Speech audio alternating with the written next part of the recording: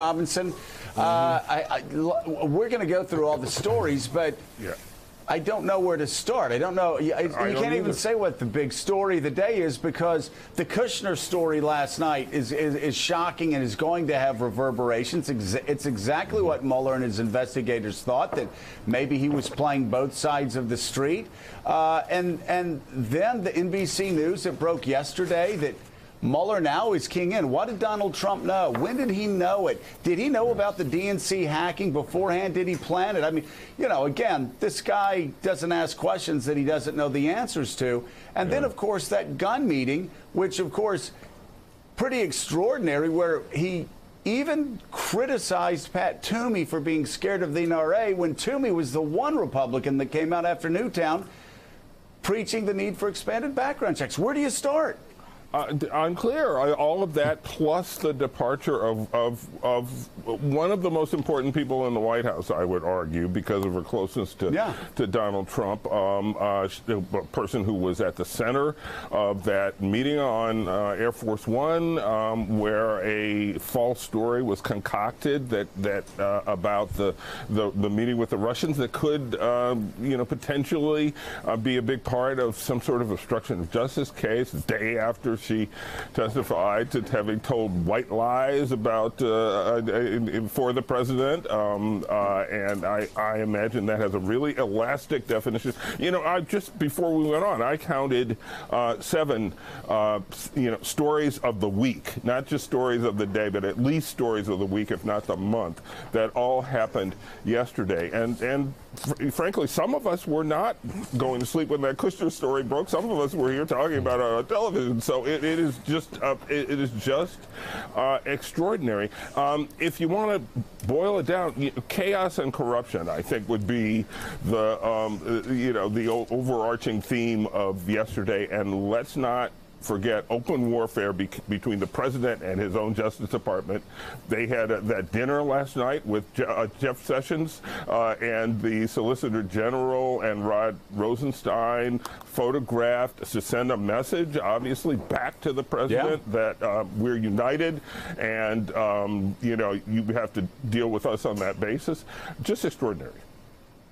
It is. Willie, extraordinary. Right. So take us through it. Let's start with that development yesterday that seems to be indicative of a White House in some disarray. The resignation of White House Communications Director Hope Hicks. Hicks is the 4th communications director to step down from the White House following Sean Spicer, Mike Dubke, and Anthony Scaramucci. Hicks says she wants to explore opportunities outside the White House, writing in a statement, quote, "There are no words to adequately express my gratitude to President Trump. I wish the president and his administration the very best as he continues to lead our country." The president, whom the White House says was sad to hear the news, said this about Hicks in a statement, quote, "Hope is outstanding and has done great work for the last 3 years. She is as smart and thoughtful as they come. A truly great person. I will miss having her by my side, but when she approached me about pursuing other opportunities, I totally understood. I'm sure we will work together again in the future." The announcement comes one day after Hicks testified before the House Intelligence Committee, saying, among other things, that in her role, she occasionally had been required to tell what she called white lies, although she claims never to have lied about anything connected to the Russia investigation. However, the New York Times' Maggie Haberman reports Hicks's departure is not related to her testimony, and White House Press Secretary Sarah Huckabee Sanders says it's been in the works for, quote, several weeks and didn't happen overnight. Still, a White House official says Hicks told Trump about her decision yesterday, and several sources in and out of the White House tell NBC News they were shocked. This is the latest in a long list of major White House departures since Trump took office just over 13 months ago. So at best, Joe, the timing suspicious here. Literally the day after Hope Hicks testified before the Intel Committee, she walks away from the White House. Right, the day after she testified, the day after a lot of people seized on the fact that she said she occasionally told little white lies. But I think more importantly, Elise, Jordan, it also comes at a time when the Mueller investigation is really starting to pick up. We had 2 reporters yesterday come on our show saying their sources inside the Mueller investigation say things are starting to move at a very rapid pace. Bob Mueller is not nibbling around the edges anymore. He's going straight in and he's asking the questions did Donald Trump know about the Russian hacking of the DNC? Did he plan things out? Things are about to get pretty ugly inside the White House. And the question is, for somebody like Hope Hicks, why did you stay that long? I mean, there's not much good news for a lot of people. And Hope Hicks also, of course, involved in that Air Force One meeting, the drafting of the memo. She was just sort of a courier, but at the same time, I mean, she's got to get ready for Mueller. She's got to get ready for a trial. I mean, things could get ugly.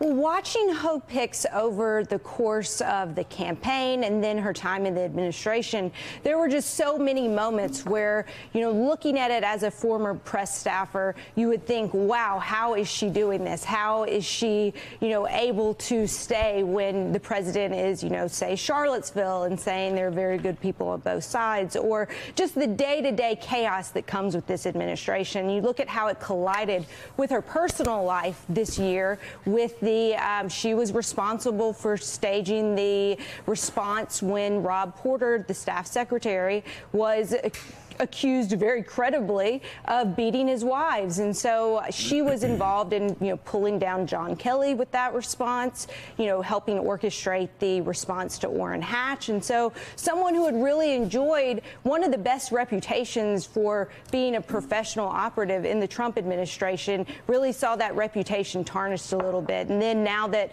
as the Mueller investigation has heated up, you know, it's less about giving testimony to the House committee yesterday, and that's the investigation that you really want to stay clear of. Yeah, and Willie, you also have people talking about General Kelly. I'm not so sure that he had anything to do with this, but 2 days ago we hear the news about Jared Kushner, an insider's insider for Trump, suddenly being shut out of certain classified material. Yesterday, the ultimate insider, Hope Hicks, leaves.